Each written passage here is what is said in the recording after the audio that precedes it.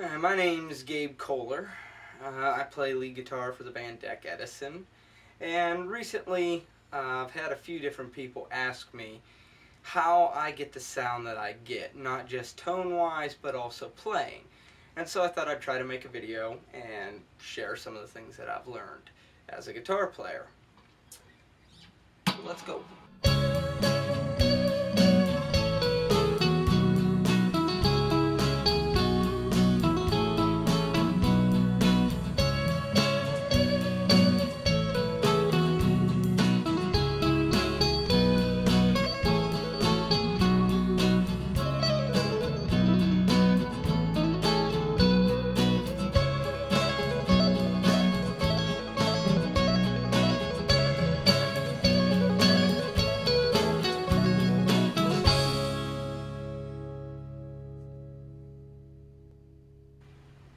Alright, so first I'm going to start talking about tones, because to me tones are one of the most important aspects to getting a good sound as a guitar player.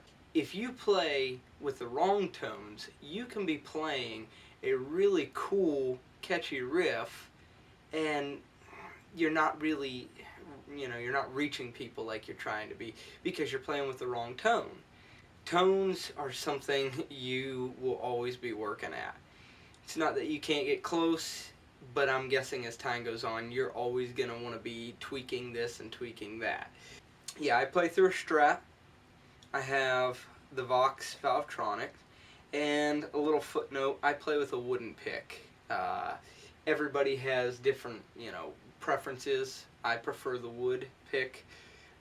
You could spend a fortune on these, or you can just make one yourself. I opted to make one myself. But really, your rig, the mixture between the guitar and the pickups and the amplifier, that is the main thing right there. If you get a good combination, and I found this Strat with the Seymour Duncan pickups with the Valvetronic, just really gives you a nice tone. If you're not happy with the sound you're getting, it does discourage you from playing. But when you're playing something, even very simple notes, and it just sounds so pretty, something, it just has this nice warm glow.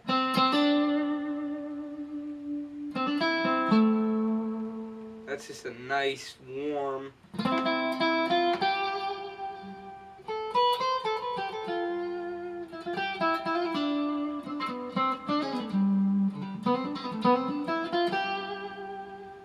you get the point.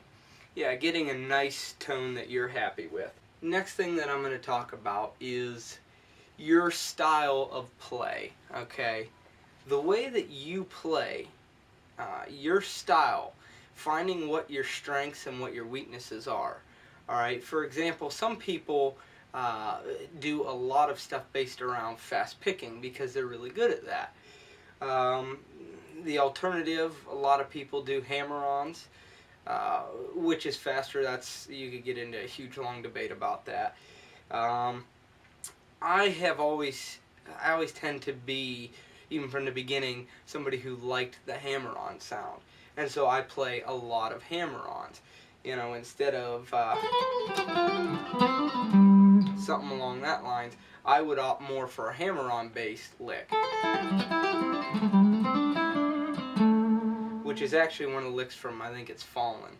So figuring out your strengths and your weaknesses, and it's not to say you don't improve on those. You always want to be improving, and if there's something you struggle with, you want to spend time and work on that. But just defining what what you like. There are a few things in my style. A lot of times if you hear, it's a popping kind of noise. You're popping the strings, and most of the time that's achieved by finger picking.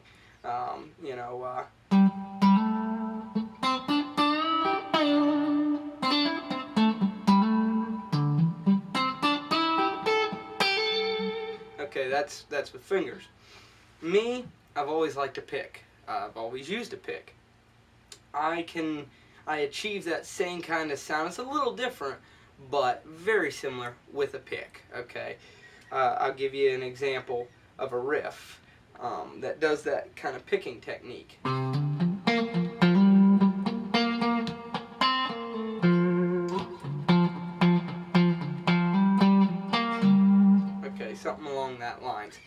That's something that I discovered that I really liked the sound of. So that's something that makes up my tone, or I should say just my style in general. You know, that mixed with hammer-ons and everything like everything else. Something else that is extremely important to me, I think that every guitar player should learn the art of this. It is the art of playing soft and then hard, to be able to elaborate on the emotions on certain notes that you really want to bring out. I'll try and give you an example of that. Something like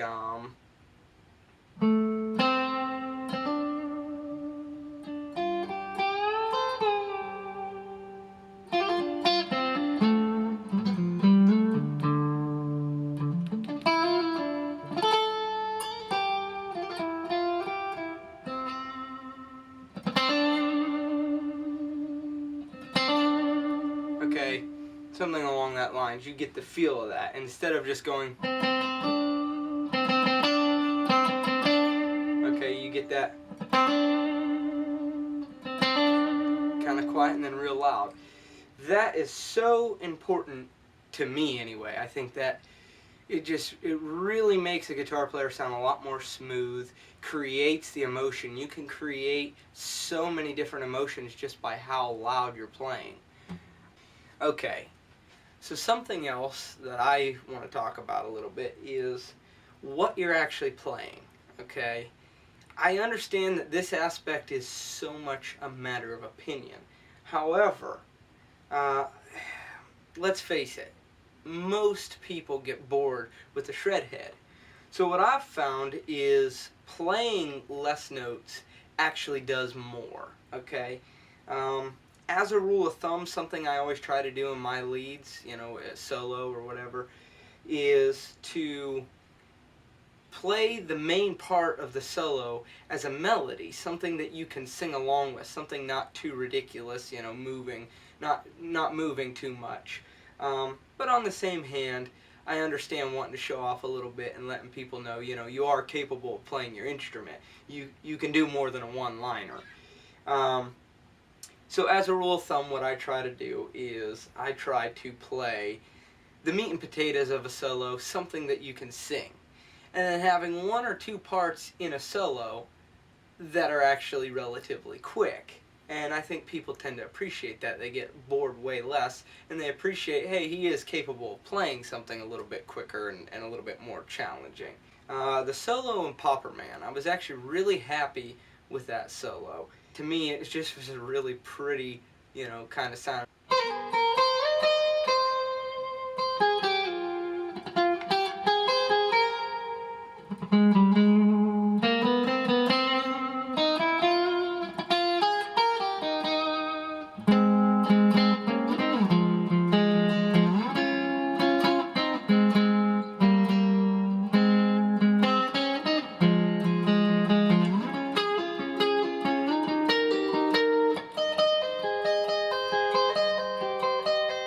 Okay, you get the gist of it.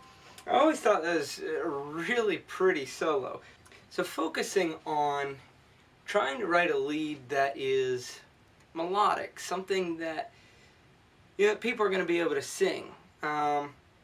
Because if you just sit there and play fast, you know, for hours on end, you're going to bore people.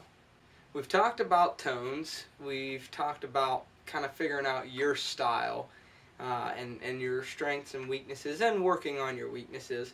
But also, and just as important as all of those, is working on your leads. Not just, you know, not just throwing out some crap and expecting people to buy it. Actually spend time working on your leads and, you know, try to make it something that's memorable.